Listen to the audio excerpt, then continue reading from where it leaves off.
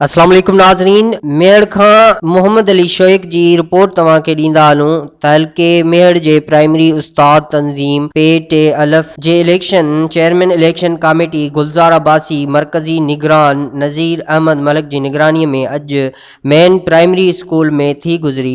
Election में शहीद Makhdoom Bilawal panel ऐं शाह लतीफ़ पैनल विच में कांटे जो मुक़ाबिलो थियो। ॿिन्ही धुरियुनि पारां इलेक्शन बोथ पारां ॿाहिरि अलॻि अलॻि कैंपूं हयूं वयूं, जॾहिं त 795 वोटनि मां 728 वोट कास्ट थिया, जंहिंमें औरत उस्ताद पिणु शामिल हुयूं, जंहिंमें शाह लतीफ़ पैनल जे सदर जे उम्मीदवार एजाज़ चांडियो ऐं जनरल सेक्रेटरी जे उम्मीदवार एजाज़ मंगी 447 वोट खणी 167 वोटनि जी लीड सां कामयाब थी विया।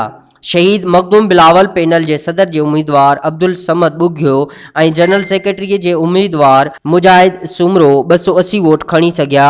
इलेक्शन खटण जी ख़ुशीअ में कामयाब पैनल जे उहिदेदारनि ऐं हिमायती उस्तादनि ख़ुशीअ मां रैली कढी दुहिल शरनाइनि ते झुमिरियूं हणी हवाई फायरिंग पिणु कई। उस्तादनि पारां कामयाब पैनल जे उहिदेदारनि खे गुलनि जा हार पाराए मुबारकबाद पेश कई।